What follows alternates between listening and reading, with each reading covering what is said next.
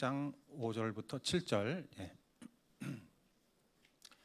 당신들은 마음을 다하고 뜻을 다하고 힘을 다하여 주 당신들의 하나님을 사랑하십시오.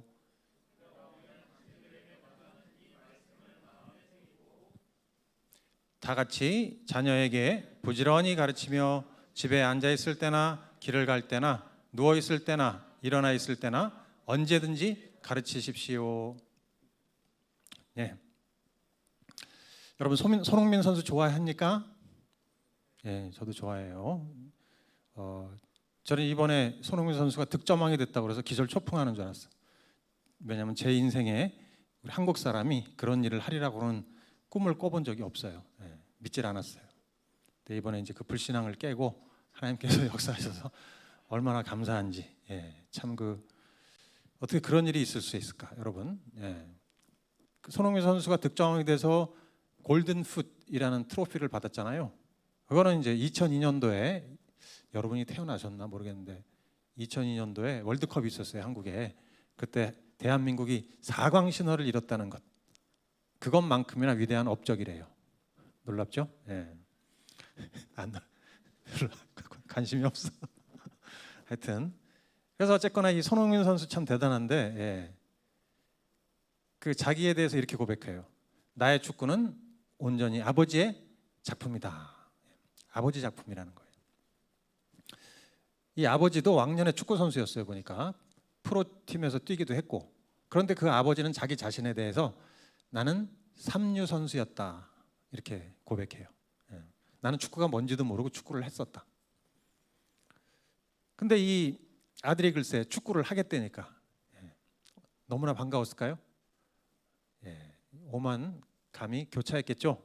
그런데 어쨌거나 아들이 축구를 하겠다고 하니까 이제 어떻게 다짐했냐면, 나는 아들을 나와는 정반대의 길을 가게 하겠다, 이렇게 다짐을 했어요. 그리고 실제로 유소년 축구팀에 보내지 않고 본인이 직접 축구를 지도했대잖아요. 이제 축구는 이 홈스쿨링으로 한 거야. 학교에 보내지 않고. 그래가지고 굉장히 헷갈리네. 그래서 어떻게 됐어요? 홈스쿨링 해가지고 잘 된 거지. 그래서 16살 될 때까지 경기에 출전시키지 않고 기본기만 매일 하루에 6시간씩 훈련한 거야.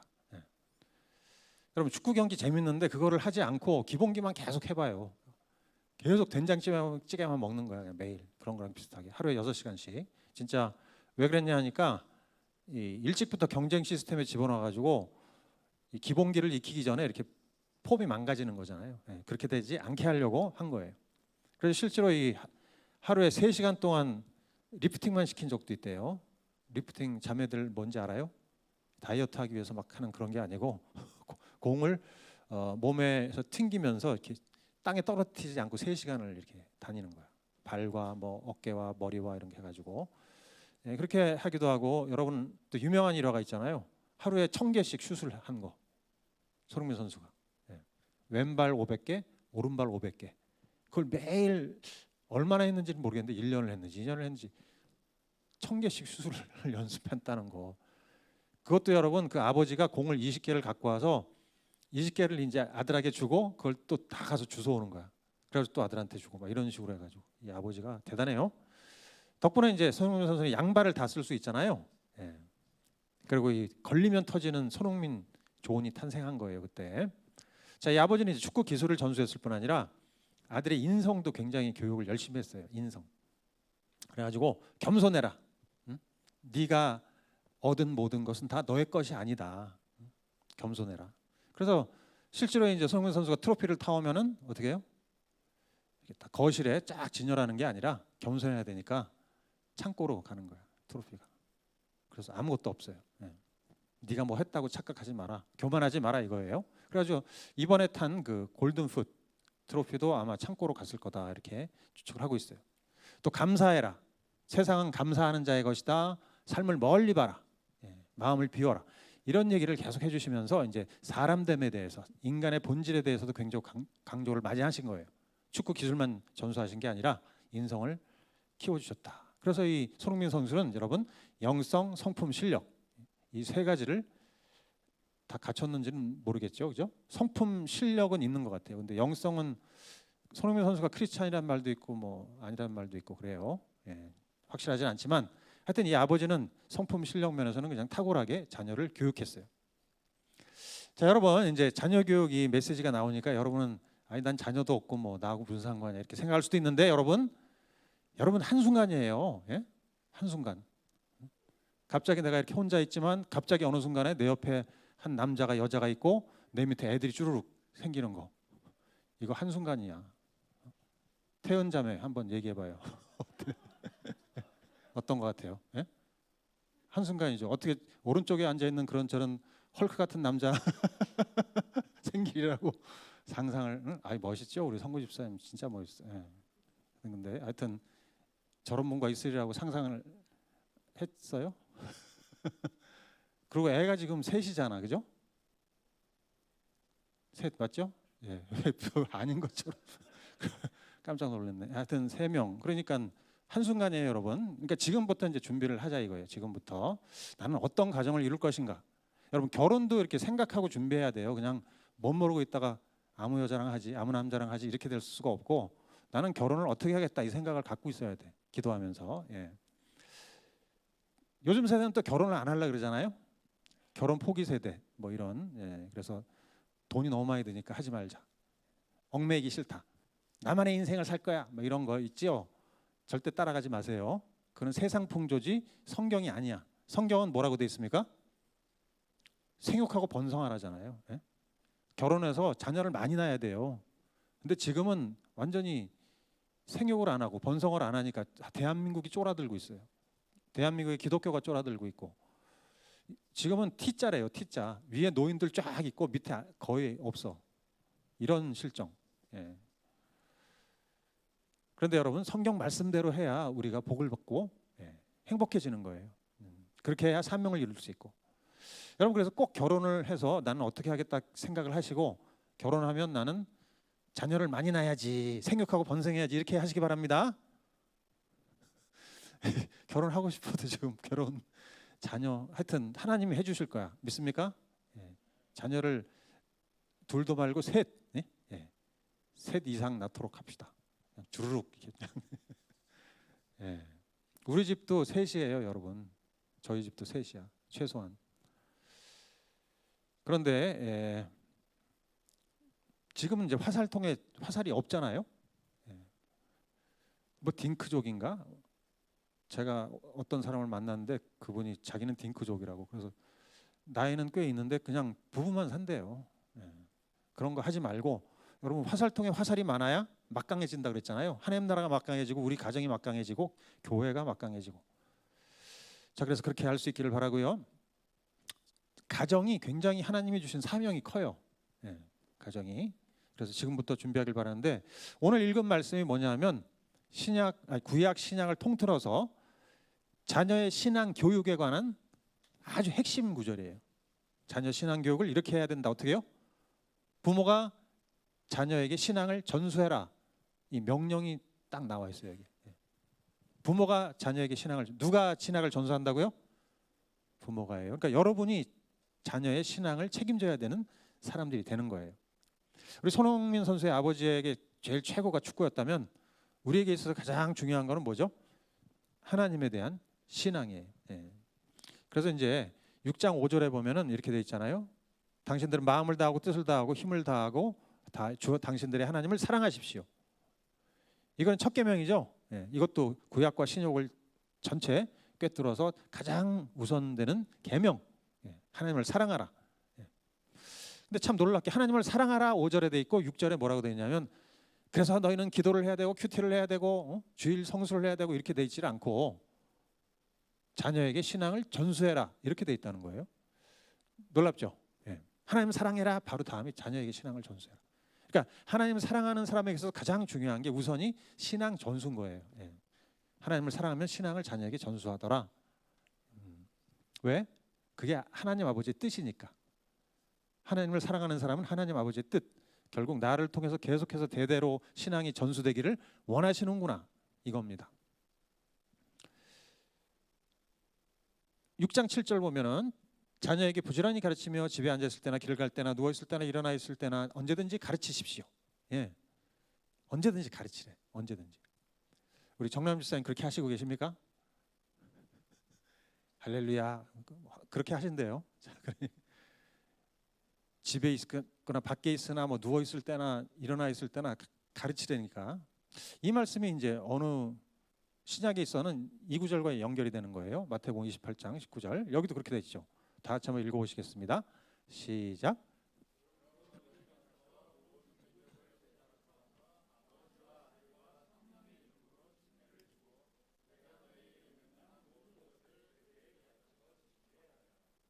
예, 가르쳐 지키게 하라. 신약에는 이렇게 돼 있는데 구약에는 이제 자녀에게 가르쳐 지키게 하라 그랬지만 신약에서는 이제 자녀를 포함해서 모든 족속, 방언 누구나 다 가르쳐 지키게 하라 이렇게 돼 있는 거예요. 확장이 된 거예요.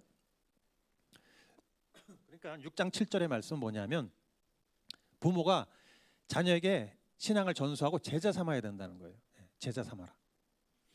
우리는 여러분 어릴 때 내 신앙을 어디서 교육한다고 이렇게 생각했어요? 지금도 그럴 수도 있는데 우리 아이들의 신앙을 어디서 가르칠까? 여러분들의 신앙은 청년부 여러분들의 신앙은 누가 가르쳐 주나요? 우리가 자꾸 이제 교회라고 생각할 수 있는데 교회, 주일학교. 어릴 때는 이제 주일학교 보낸다.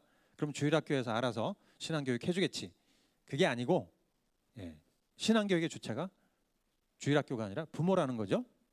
그래서 여러분 이제 결혼해서 자녀를 낳으면 그 자녀에 대한 신앙교육의 책임이 나가 있는 거예요. 내가 있는 거예요. 하나님께서 가정을 맨 먼저 창조하셨어요, 그죠? 아담과 하와에게 책임을 맡기셨어. 너는 자녀를 제자 삼아라 그랬는데 그 첫 부모가 실패했어. 반은 성공하고 반은 실패하고. 그러다 보니까 점점 실패해서 자녀가 신앙 전수가 안 되니까 온 세상이 다 하나님을 떠나버렸죠. 그래서 하나님께서 이제 보다가 안 되겠으니까 또 한 사람을 딱 택하셔서 아브라함을 택하셔가지고 너를 통해서 내가 가정을 회복시키겠다 이렇게 말씀하신 거예요. 창세기 18장 19절 내가 아브라함을 선택한 것은 그가 자식들과 자손을 잘 가르쳐서 나에게 순종하게 하고 옳고 바른 일을 하도록 가르치라는 뜻에서 한 것이다. 이거예요. 아브라함을 택하신 가장 큰 목적은 아브라함의 자손과 그 자손들 쭉쭉쭉 이렇게 내려가면서 신앙을 전수해라. 그렇게 하려고 내가 아브라함을 선택했다. 여러분이 왜 교회에 나와서 이렇게 계신지를 잘 생각하셔야 돼요. 아, 나를 통해서 하나님이 신앙을 전수하기 원하시는구나. 제자 삼기 원하시는구나. 그걸 생각하셔야 돼요. 그냥 나는 복받기 위해서 나는 하나님 앞에 나와 있는 거야. 이렇게만 생각하시면 안 되고 나를 통해서 신앙이 전수되고 제자가 일어나야 된다. 이거예요. 신약에도 똑같아요. 부모가 자녀를 제자 삼아야 돼. 에베소서 6장 4절에 또 아버지 되니 여러분의 자녀를 노엽게 하지 말고 주님의 훈련과 훈계로 기르십시오. 기르다, 양육하다, 제자 삼다. 또 초대교회에 이 12사도의 교훈이라는 디다케라는 책이 있어요. 디다케. 거기에 보면 거기에도 이렇게 돼 있어요. 너의 자녀를 어릴 때부터 하나님을 경외하도록 훈련시켜라. 경외하도록 제자 삼아라. 여러분 18세기까지는요 교회가 예배를 드릴 때 남녀노소 다 모여서 예배를 드렸어요. 여러분 우리 서부 영화 같은 거 보면은 아주 아담한 오두막 같은 그 교회가 나오고 거기에서 남녀노소가 다 같이 예배 드리잖아요. 원래는 교회가 그런 곳이었어. 근데 이제 18세기 이후에 어떤 일이 일어났어요? 산업혁명이 일어나면서 부모님들이 일하느라 전부 다 바쁜 거야. 왜냐면 부부가 일을 해야 먹고 살 수 있는 그런 이 경제 시스템이 되니까는 그러니까 자녀들이 그냥 방치돼 있고 하니까 교회에서 자녀들을 데려다가 신앙 교육을 시키고 또 학교 교육도 시키고 이렇게 했어요. 그런데 어디까지나 여러분 주일학교는 보조수단인 거예요. 자녀들, 우리 어린아이들을 신앙 교육 시키는 데서 보조수단이고 메인은 부모님인 거야. 가정인 거예요. 놀랍게 여러분 우리 100년 전에 믿음의 조상들 평양에 신학교를 세운 분들인데 그분들 교과서에 이렇게 써 있어요. 보시면 주일학교는 그 부모의 가르치는 것을 보충하는 것이니 부모가 그 책임을 내려놓고 그 선생이 다 할 수 없느니라. 어때요 여러분? 이 말씀에 의하면 100년 전에 벌써 우리 믿음의 조상은 다 알고 있었던 거예요. 신앙의 원리를. 그러니까 이런 말씀의 잣대로 봤을 때 여러분들의 부모님은 어떤 것 같아요? 갑자기 이제 화살이 부모님한테로 부모님 나와봐 뭐 이렇게 되는 거야. 아빠 엄마는 뭐 한 거예요? 뭐 이렇게 되는 거예요. 자, 근데 이거는 이제 저의 책임이기도 하고 저는 가정이 중요하다 말은 많이 했는데 사실 가정에서 여러분들을 제자 삼도록 이렇게 부모님들을 훈련시키거나 도와드리질 못했어요. 내가 보니까 많이 그걸 못했어요. 예. 그래서 굉장히 이제 후회하고 있어요 지금. 그래서 하나님 앞에서 막 회개하고 그랬는데 아 내가 잘못했구나. 자꾸 이 주일학교에 이제 자꾸 여러분들 오라 그래가지고 뭘 해보려 그랬는데 그거는 보조일 뿐이더라고. 지금 보니까 결국은 가정에서 이제 일어나야 되는 거예요. 200년 동안 이 주일학교 시스템으로 교회가 운영됐는데 여러분 그 결과가 어떤 것 같아요 지금? 잘 된 것 같아요? 예. 우리 다음 세대가 다 떠났어요 교회를. 예. 지금 뭐 이제 초토화됐어요. 지금 70% 80%의 교회가 주일학교가 없어요. 예. 그리고 숫자가 너무 줄어들었어요. 이 숫자 자체가. 예. 예수 믿는 아이들의 숫자가. 예. 이 주일학교 200년을 하다 보니까 어떻게 됐냐면 이제 예배를 원래 다 같이 드렸는데 세대 통합 예배 우리 다음 주에 드리잖아요. 12시에. 그때 우리 다 같이 참여하면 좋겠죠? 예. 드리다가 이제 주일학교로 가버리니까 예배를 따로따로 드려. 이제 어른들과 아이들은 따로따로 드리고 또 신앙교육도 그냥 주일학교 맡겨버리니까 집에서는 신앙교육을 안 해. 별로 신경을 안 써. 그러니까 신앙 전수가 안 되고 200년 지나니까 다 떠나버린 거예요. 우리 다음 세대가 완전히 다른 세대가 돼버린 거예요. 근데 이 현상은 우리나라만 일어난 게 아니라 전 세계에서 일어난 거예요. 그래서 이제 미국의 기독교가 굉장히 막 놀래가지고 이게 어떻게 다음 세대가 왜 이렇게 무너졌을까? 미국의 다음 세대는 막 총질하잖아요. 그냥 예? 서로 총질을 하고. 그러니까 이 심각하다 해서 돌아보니까 아, 가정에서 신앙 전수가 일어나야 되는데 그게 안 일어났다. 그걸 깨달은 거야. 예. 그래서 막 통탄을 하고 지금 20년 전부터 그래서 미국의 많은 교회들이 이 자녀 세대들을 세우기 위해서 가정을 회복시켜야 된다. 이 운동을 막 하고 있어요. 오렌지 컨퍼런스, D6 컨퍼런스 뭐 무슨 뭐 컨퍼런스 이렇게 해가지고 막 만들어가지고 하고 있어요. 근데 우리나라도 몇 년 전부터 큰 교회를 중심으로 해서 이런 운동이 일어나고 있어요. 네. 이제 목사로서 저는 이제 신앙 전수의 핵심 원리를 알게 됐죠. 아 이게 부모님이 하는 거구나 알게 되니까 아 우리 여러분 청년 여러분들을 지금부터 잘 준비를 시켜서 가정을 이룰 때 도움을 받게 해야 되겠다. 이런 정신이 번쩍 들었어요. 예, 그냥 결혼해서 알아서 사세요 이게 아니라 지금부터 여러분들이 잘 가정을 이룰 수 있도록 준비를 시켜드려야 되겠다. 왜냐면 우리나라 위기 상황이니까 그잖아요. 인구 절병에다가 다음 세대 다 떠났죠. 이가봇이라니까 이가봇. 예, 갑옷이 아니라 하나님의 영광이 떠나는 상황이에요 지금. 예, 위기예요. 여러분 성경을 살펴보면 가정에 이제 세 의자가 있다고 봐요. 세 개의 의자가 있는데 이제 여기 제가 시범으로 보여드리겠는데 자 가정에 세 개의 의자 봅시다. 자 1세대가 있죠, 그죠? 2세대가 있고 3세대. 1세대가 조부모 세대예요. 할아버지 할머니. 그러니까 1세대 여호수아 세대. 나와 내 집은 오직 여호와를 섬긴다. 이렇게 위대한 세대. 그래서 정말 헌신적으로 살았던 사람들. 근데 두 번째 세대는 어떤 세대? 가나안 땅에 정착했어요. 그래서 하나님에 대해서 듣긴 들었어. 근데 경험을 많이 못 해가지고 어떻게 해요? 헷갈려. 그래서 가나안 땅에 있는 많은 우상들도 이렇게 섬기고 하나님도 섬기고 이렇게 세상의 가치관에 물들어서 헷갈리는 삶을 사는 사람들이야. 주일에 교회도 가는데 또 주중에는 세상 거 다 추구하고 막 이렇게 되는 거예요. 그다음에 세 번째 의자는 뭐예요? 하나님을 전혀 모르는 세대. 완전히 다른 세대라 그랬죠. 하나님을 떠난 세대가 일어난 거예요. 그러니까 1세대, 2세대, 3세대인데 여러분의 가정은 어떤 것 같아요? 어떤 것 같아요?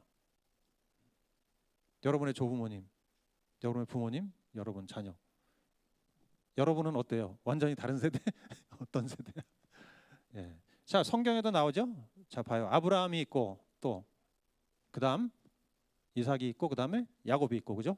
예. 그다음에 또 솔로몬이 있고 그다음에 솔로몬이 자 다윗이 있고 그다음 솔로몬 있죠. 솔로몬 아들은 누구죠?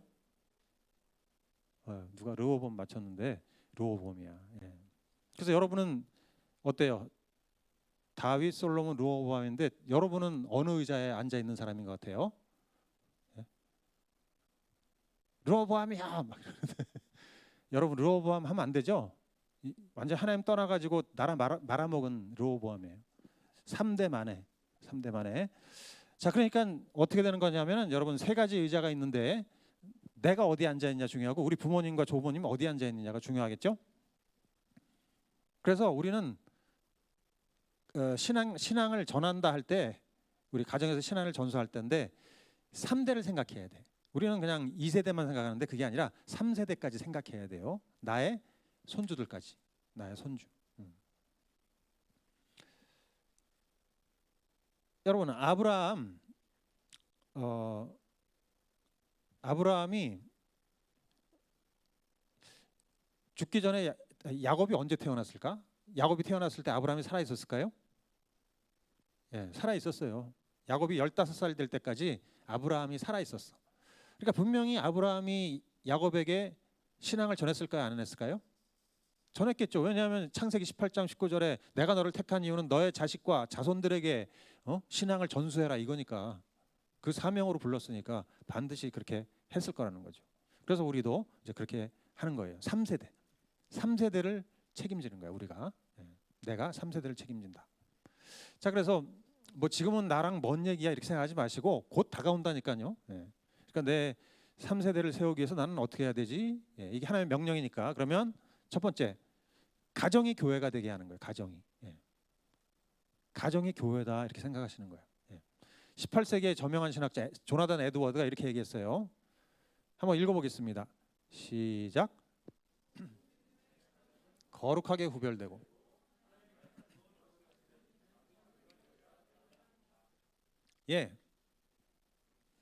성경에서는 교회 그런데 가정이 교회라는 거예요. 가정이 작은 교회, 우리가 얘기하면 셀인 거예요. 셀. 가정이 셀이에요. 가정이 교회니까 그러면 가정의 목사는 누굴까요?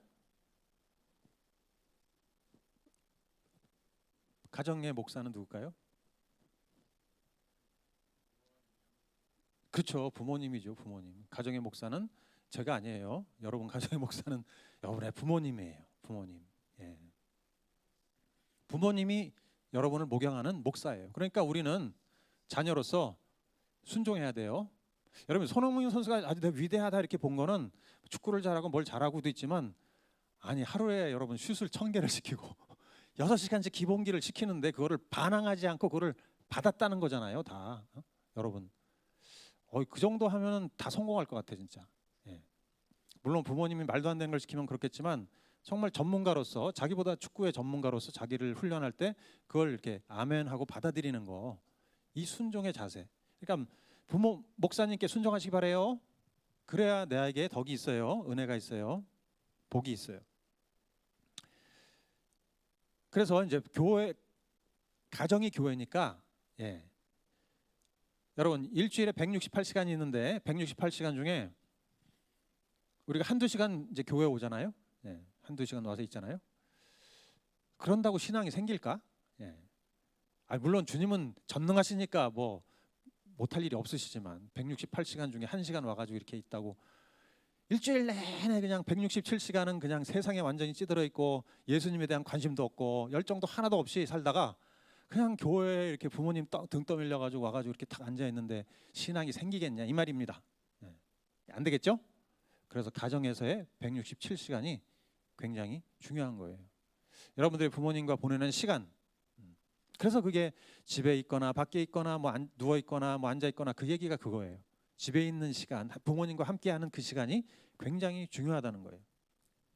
이 교회는 그러면 뭐냐면요, 그 가정들이 모여 있는 곳이에요. 집합체예요. 가정의 집합체로서 가정에서 신앙 교육을 잘할 수 있도록 모든 것을 지원하고 돕고 협력하고 격려하는 그곳이 이제 교회인 거예요. 그래서 3세대를 세우려면 우리 조부모 세대, 부모 세대, 자녀 세대 이렇게 쭉 세우려면은 교육 문화가 필요해.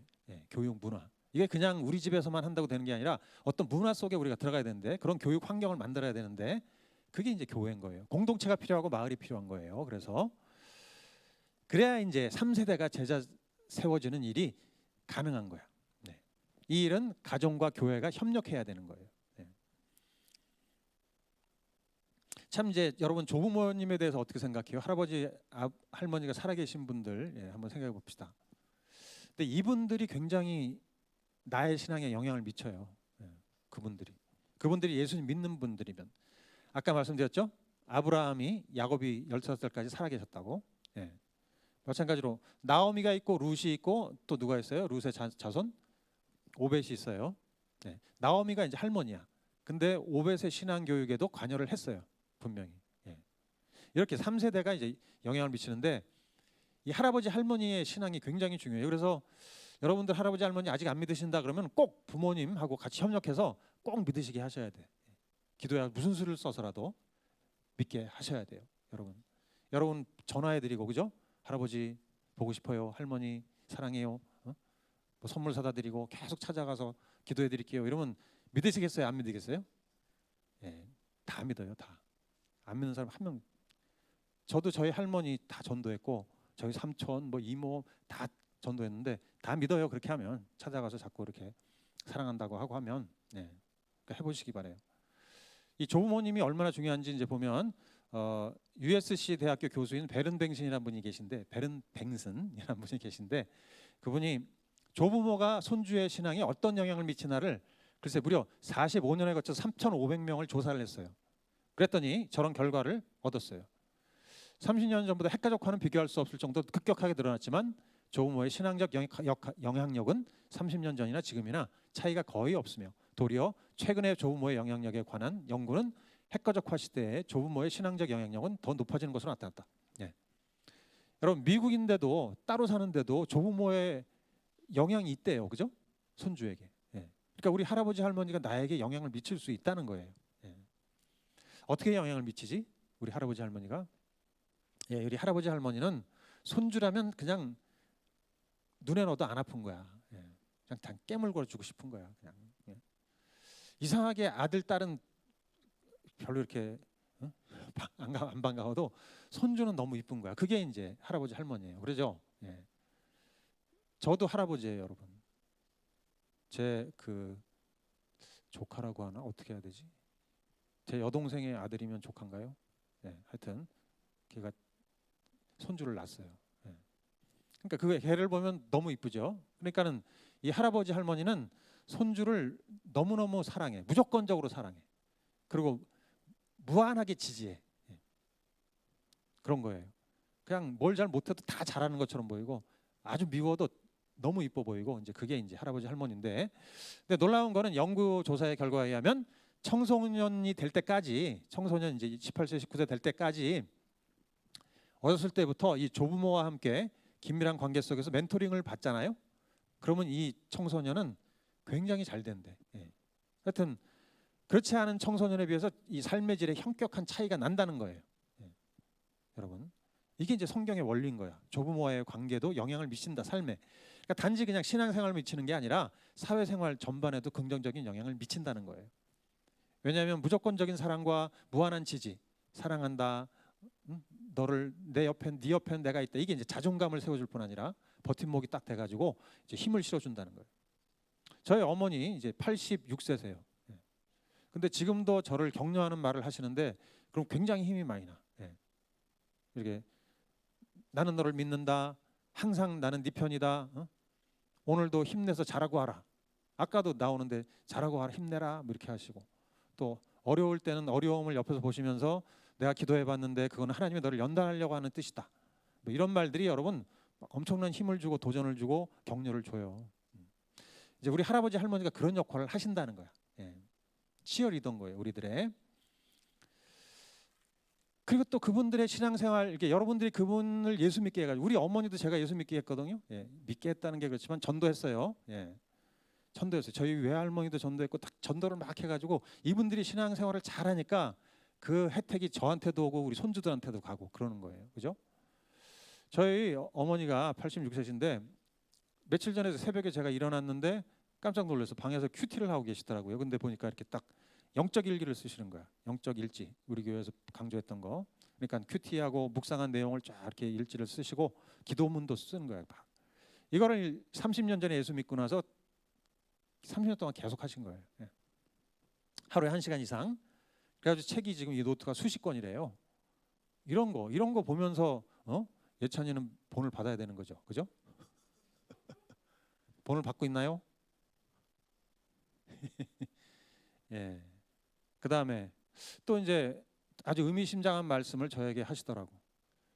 큐티하고 나서 말씀하시는 게 내가 왜 젊었을 때 인생이 실패했는지 알았다. 여러분 젊었을 때 인생을 생각하시는 거예요. 실패했다. 왜? 내가 잘나는 줄 알고 내가 옳다고만 믿었었다. 그게 실패였다. 이렇게 얘기하시는 거예요. 이제 이런 말씀을 만약에 그러니까 인생 경험이 오래된 분들이 이런 지혜의 말씀을 손주들에게 탁 한마디 하면, 여러분들에게 탁 한마디 하면 마음에 와서 꽂히겠습니까? 안 꽂히겠습니까? 안 꽂혀요? 그러면 꽂혀야 되는데 꽂힌다는 거죠. 예, 딱 각인이 될 수 있다는 거예요. 그렇구나. 또 여러분 굉장히 행복한 시간이 돼요. 3세대가 예수님 믿으면 굉장히 행복해지는데, 이제 제가 굉장히 행복하다고 느끼는 순간이 뭐냐면, 저희 어머니와 저희 부부와 우리 아들 딸이 같이 이렇게 모여서 신앙의 대화를 나눌 때예요. 예.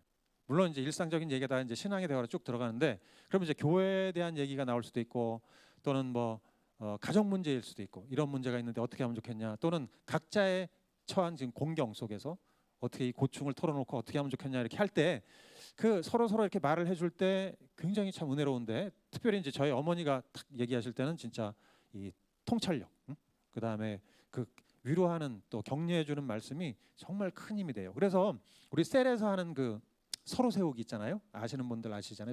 셀에서는 서로 세우기 하는 건데, 서로 세우기 뭐예요? 성령님 안에서 위로하고 격려하고 권면하고 책망하고 도전하는 건데, 그런 일들이 3세대 안에서 일어나는 거야. 그럼 얼마나 좋아요. 가정에서 그런 일들이 일어나면. 자, 그렇게 되시길 축원합니다. 여러분 가정 이루셔서 그거를 그렇게 하실 수 있기를 꿈꾸시기 바래요.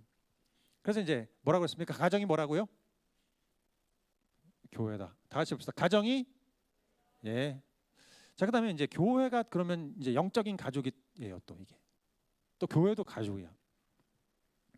여러분 교회 혼자 나오는 분 많잖아요. 요즘에 이제 세대가 특징이 어쩔 수 없이 이제 혼자 오시는 분들이 많은데, 그러면 이분들은 외톨이가 돼야 되나? 그렇지 않다는 거. 교회는 영적인 가족, 하나님의 가족이기 때문에 교회에 외톨이는 없어요. 예. 얼마 전에 우리 김동훈 선교사님 40대 초반의 나이에 소천했죠. 정말 가슴이 아팠어요. 40대 초반이면은 한창 나이인데, 정말 헌신됐고 실력이 있고 장래가 촉망되는 그런 선교사가 어떻게 그런 부르심을 받았을까? 저는 아무리 생각해도 알 수가 없어. 답을. 목사지만 아무리 성경을 봐도 알 수가 없고요. 그런데 더 안타까운 거는 남겨진 우리 아내와 딸이 있어요. 아내는 37 구영순 자매, 또 딸은 10살 배기 샬롬이. 이제 그렇게 생각하면 막 가슴이 이렇게 찢어져요. 왜냐하면 저도 경험해왔기 때문에 이게 얼마나 힘든 건지, 남겨진 사람이 얼마나 힘든지를. 그래서 하나님 도대체 이게 어떻게 하라는 말씀입니까? 하지만 한편으로는 또 믿는 데가 있어요. 교회가 있어요. 교회가. 하나님의 가족 교회가 있기 때문에 그들이 책임질 거예요. 이 아내를 잃은 슬픔, 또 우리 자녀들은 이제 엄마를 잃은 슬픔이 있지만 그것보다 더 힘든 고통이 있어. 사실은 하루하루를 또 이렇게 버티는, 하루하루를, 그게 정말로 어둡고 긴 시간이야. 거기서 이 터널에서 언제 빠져나올지 몰라. 그런데 감사하게도 우리 아들 딸 어릴 때 여러분들 우리 교회 삼촌 이모들이 정말 막 잘해주고, 또 여러분들이 형제 자매로 막 이렇게 챙겨주고 하면서 그 긴 시간을 이렇게 쫙 통과했다는 거예요. 그래서 이 교회가 굉장히 중요한 영적인 가족인 거예요. 우리가 피가 안 섞여도, 우리 안에 육신의 피는 안 섞여도 그리스도의 피가 흐르고 사랑이 흐르는 교회라는 거예요. 제가 몇 년 전에 이제 우리 5층에서 조이랜드 예배 드렸잖아요. 그때 이제 기도실에 앉아 있었는데 참 놀랍게 그때 늘 뭐 있던 일이겠는데 그냥 그게 탁 눈에 들어왔어요. 우리 정남 집사님이 자꾸 이제 정남 집사님 얘기해서 죄송한데, 그 조이랜드 학생 한 명을 불러서 머리에 딱 손을 얹고 막 기도를 해주시는 거야. 근데 마치 꼭 기도하는 내용이 자기 자녀한테 하는 것 같아요. 그래서 제가 큰 감동을 받았어요. 야, 어떻게 저렇게 자기 친자식처럼 기도를 해주시나. 그래서 그걸 보면서 하나님께 감사를 드렸어요. 하나님의 아버지의 사랑이 우리 교회 안에 흐르고 있구나. 흐르고 있구나. 그러면서 한편으로 저는 저렇게 남의 자식을 자기 자식처럼 사랑하고 섬기는 우리 정남 집사님을 주님이 축복해 주시고 그 가정이 잘 되게 해주세요. 이렇게 기도를 했었어요. 사실 기억이 나요. 그래서 지금 집이 굉장히 잘 되고 있잖아요, 그죠? 잘 돼야 돼요. 잘 그래야 이게 앞뒤가 맞는 거야. 그래서 예, 우리가 그렇게 살면 남을 위해서 막 사랑으로 베풀고 살면 잘 될 수밖에 없어요. 예. 이게 이제 영적인 가족이라는 거예요. 그래서 우리 교회에 혼자 나오시는 분들이 있다 하더라도 그냥 외톨이가 아니고 그분들이 어떻게 해요? 다른 가족이 자매 결연 맺거나 아니면 아이들 우리 청소년 아이들 오거나 하면 다른 가정에 영적으로 입양돼 가지고 이렇게 가족 관계를 맺고 누리는 거야. 예. 그런 교회가 되기를 꿈꿔요, 저는. 예. 그러니까 데살로니가 전서 2장 11절에 보면 여러분이 아는 바와 같이 아버지가 자기 자녀에게 하듯이 우리는 여러분 하나하나를 대합니다. 이런 마음. 아버지가 자녀를 대하듯이 아니면 형제가 형제를 대하듯이 이런 마음으로 우리가 살아가는 것, 그리스도의 사랑과 피가 흐르도록 하는 것, 이게 이제 우리 교회에서 해야 되는 일이겠죠. 자, 그다음에 3세대 제사 삼기 위해서는 이제 교회가 영적인 가족도 돼야 되고 가정이 교회가 돼야 되고 그다음에 또 굉장히 중요한 건데 이게 부모 자녀의 마음이 연결되는 게 필요해요. 부모 자녀의 마음이 연결되는 거. 우리는 이제 가르쳐라 막 이러니까 아까 막 일어나서나 앉아 있을 때나 막 잠잘 때나 뭐 다 가르쳐라 그러니까 성경 지식이 굉장히 많이 필요하겠구나 이런 느낌을 받지만 여러분 성경 지식이 다가 아니라는 거. 성경 지식을 가르치는 것보다 더 중요한 게 있어요. 그게 뭐냐면 부모의 마음과 우리의 마음이 연결되는 거예요. 마음과 마음이 연결되는 거. 아무리 성경 지식이 많고 제자 훈련을 많이 받고 교회에서 사역을 많이 해도요. 집에 와서 부모님하고 이렇게 아니면 형제자매하고 관계가 안 좋아. 그러면 교회는 천국인데 집은 지옥이잖아요. 그죠? 그거는 이제 하나님의 뜻이 아니라는 거예요. 어떤 중년 남성을 봤는데 이 사람이 글쎄 중년 남성인데 50대 후반, 중반 뭐 하여튼 게임 중독이 걸렸어, 이 사람이. 그래가지고 온종일 게임만 하니까 온 가족의 원성이 자자한 거죠, 그죠? 아빠는 뭐야, 막 이러고 하루는 딸이 이렇게 핀잔을 준 거예요, 아빠한테. 아빠는 도대체 엄마하고 왜 결혼했어? 그러는 거예요. 엄마는 저기 꼬다놓은 보리 자르고 맨날 게임만 하고 있으니까 도대체 왜 결혼했냐 따지는 거예요. 이제 그걸 두고두고 보다 하다가 이제 와이프가 그 아내가 답답해서 이제 안 되겠다, 당신 가자 그래가지고 어디로 데려갔냐면 중독 치유 센터를 데려갔어. 그래서 왜 이렇게 게임에 빠졌는지 그 테스트를 했어요. 원인을 분석을 했어요. 근데 요새는 그런 것도 다 찾는 참 놀라운 기술이 있어요. 근데 그 결과가 나왔는데 참 신기한 결과가 나왔어요. 여러분, 50대 중년 남자가 왜 게임에 빠졌을까요, 여러분? 여러분은 왜 게임에 빠져요? 그러면 뭐가 차이가 있을까? 50대 남성. 근데 보니까 그 근본 그 바탕에 이 남성의 바탕에 뭐가 있냐면 가족들로부터의 소외감이 있는 거예요. 소외감. 그래서 원인을 따져 보니까 이 젊었을 때는 이제 일했잖아요. 이 아빠가 20대, 30대, 40대, 50대 쭉 일만 하다가 보니까 뭐 엄마는 물론이고 자녀들하고도 이제 대화를 거의 못 한 거죠. 그랬는데 이제 은퇴해가지고 집에 딱 왔어. 그래서 이제는 자녀들하고 와이프하고 즐겁고 행복하게 살아야지 그랬는데 와서 보니까 애들은 다 커가지고 대화가 안 돼. 그리고 아내하고도 원래 이렇게 사이가 멀었고 그러니까 왔는데 근데 또 아내하고 애들하고는 대화를 잘해. 또 거기서 맨날 소외당하고 이렇게 왕따 당하는 느낌인 거예요. 그러니까 위축되고 그러니까 에이 어떻게 거기서 빠져나와야 되니까 이제 게임에 몰려하면서 이제 자기만의 세계로 들어갔다. 이제 이런 얘기를 들었는데 참 이게 이제 우리 중년 남성들의 비행 거예요. 평생 이제 뼈 빠지게 가족을 위해서 일했는데 나중에 가족들로부터 소외당하는. 여러분 그래서 여러분의 부모님들을 그렇게 나쁘게 보지 마시고 이렇게 좀 성숙한 모습으로 여러분의 부모님들을 바라보시면 좀 다르게 보일 수도 있다 이거죠. 그래서 마음과 마음이 연결되는 것. 이게 굉장히 필요한데 다음 사진 보여주시면 저게 이제 캐나다에 있는 온타리오 뮤지엄이에요. 저 왼쪽에 있는 건물하고 오른쪽에 있는 건물이 분리된 게 아니라 하나예요, 하나. 근데 왼쪽에 있는 건물은 1900년대 초에 지어진 건데 로마네스크 양식이고 오른쪽의 건물은 2000년도에 지어진 건데 저게 해체주의. 제가 한번 말씀드렸죠. 첨단이에요, 첨단. 그러니까 100년 차이 나는 건물이 붙어 있는 거야.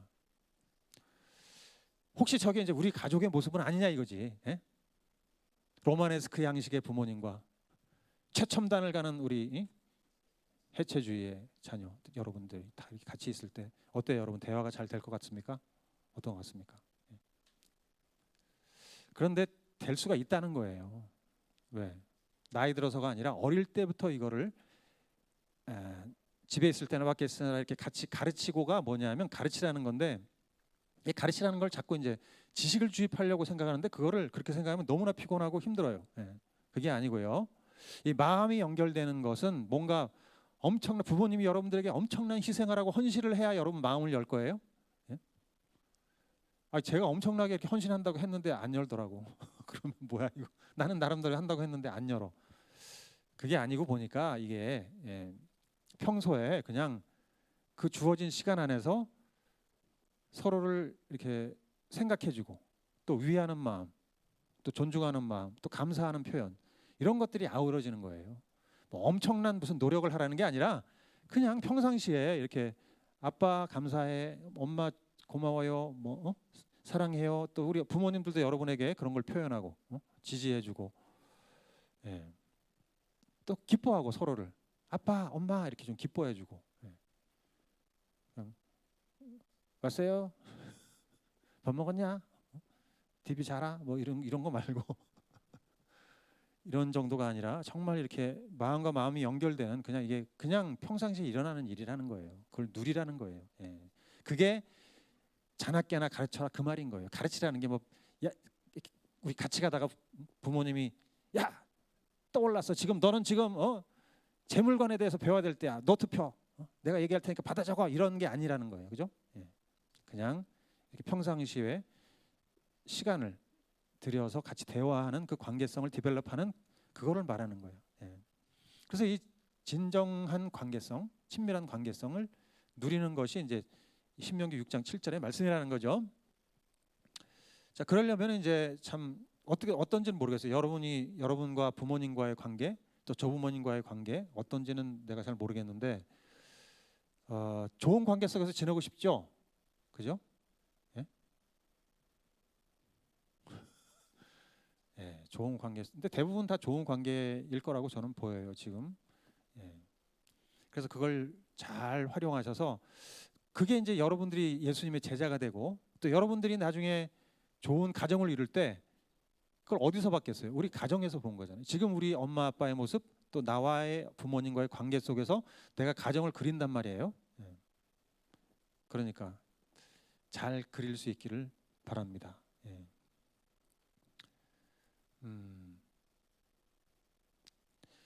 자, 그래서 앉아 있을 때 가르치는 건 뭘까요? 앉아 있을 때는 뭘까요? 앉아 있을 때 가르쳐라. 네. 밥 먹을 때 식탁에서. 네. 식탁에서 여러분 식사하다가 다과하다가 오늘 이런 일이 있었어요, 저런 일이 있어요. 그래 어쩌고 저쩌고 하는데 거기서 이제 신앙적인 대화가 왔다 갔다 하는 것, 이런 걸 말하는 거예요. 그다음에 이제 잠자리 누워 있을 때 가르쳐라. 아니 누워서 잠자는데 뭘 가르쳐요? 그게 아니고 잠들려고 할 때 이제 베갯머리 교육이라고 하는 거죠. 예. 식탁머리 교육, 베갯머리 교육. 그래서 베갯머리 이렇게 잠들려고 할 때 부모님, 여러분이 나중에 커서 꼭 커서가 아니라 애 나면 꼭 그렇게 하시기 바래요. 애 나면 애가 잠들기 전에 딱 이렇게 누워놓고 성경책 읽어주고, 그 다음에 이 말씀이 너에게는 어떻게 적용되는 것 같냐, 나는 이렇다 저렇다 하시고, 그 다음에 그 말씀에 의해서 축복기도 해주시고, 그러면은 그게 계속 쌓이잖아요. 유치 초등 뭐 이렇게 쫙 쌓이면은 굉장히 아주 좋은 습관이 된대요, 이게 자녀에게. 그러면 그 자녀가 자동적으로 자기 전에 이렇게 하나님과 대화하고 기도하는 습관을 갖게 된다는 거잖아요. 자, 그리고 이제 제자 훈련, 그러니까 이제 목표가 있어야 되는데 여러분은 어떤 거예요? 나는 예수님의 제자인 것 같아요? 나는 예수님의 제자인 것 같아요? 네. 나는 제자가 된 것 같아요? 그걸 어떻게 알 수 있을까? 내가 부모님과 동역하고 있나를 보면 돼요. 내가 부모님과 동역하고 있나. 네. 왜냐하면 여러분 가정의 존재 목적이 그냥 행복하게 살기 위해서만이 아니에요. 예, 많은 가정사역이 실패한 이유가 가정사역의 목표를 그냥 가정의 화목, 행복만을 뒀기 때문에 그게 실패한 건데, 가정의 존재 목적은 교회를 섬기고 하나님 나라를 섬기고 선교를 하기 위해서요. 예, 선교적이에요, 가정도. 그래서 하나님께서 우리를 파송하신 거야. 가정 선교사로 부모님들 파송하신 거예요. 예, 가정은 부모님과 우리가 함께 하나님 나라를 위해서 달려가는 거예요. 예, 그 모습이에요. 그래서 이 동역하는 것, 원래 제자 삼기에서 이 마지막 단계가 동역이에요. 예. 원래 이 어른들 프로그램에서 제자 삼기에서 1단계, 2단계 이렇게 마지막 단계가 동역이야. 그렇게 되면 이제 제자화가 끝나는 거예요.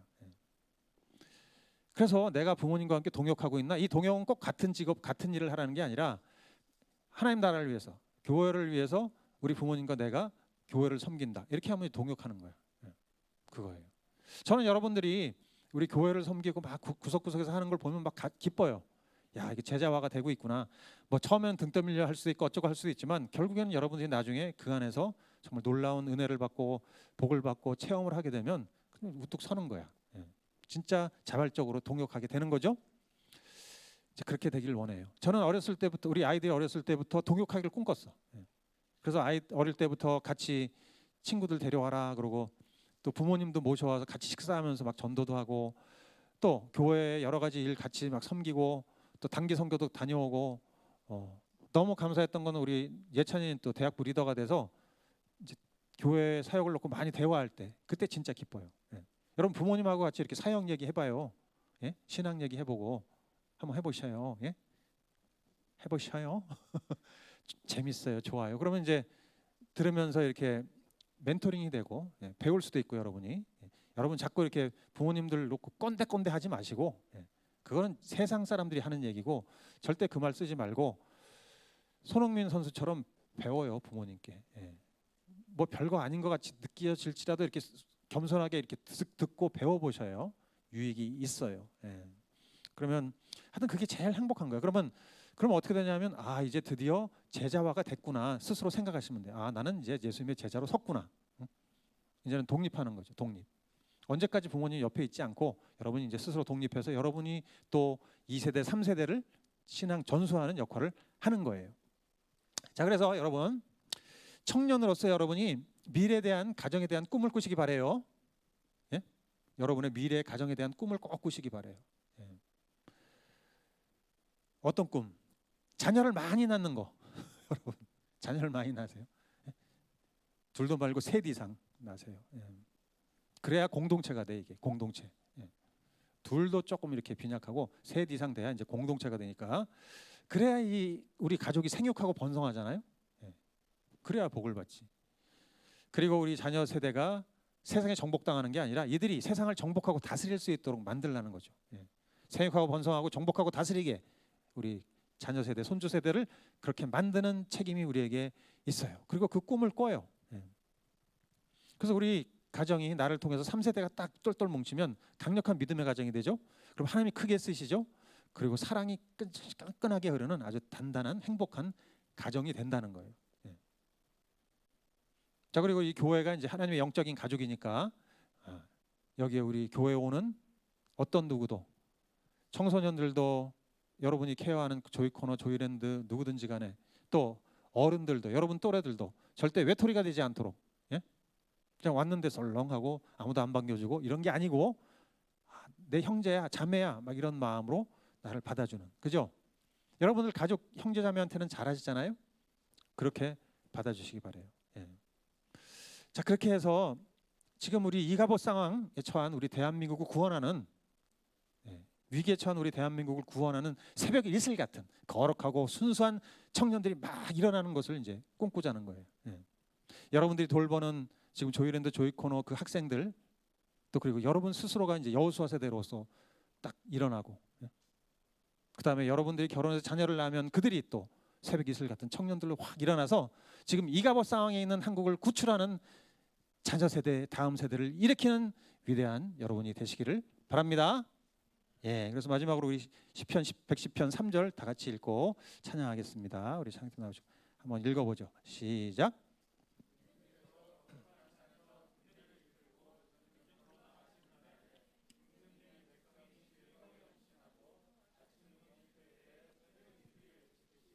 젊은이들이 임금께로 모여들 것입니다.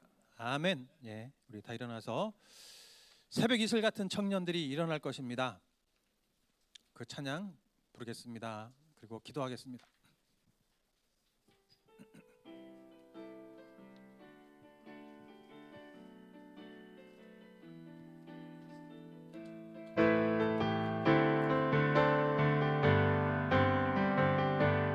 아버지여 당신의 의로 부르소서 예수님이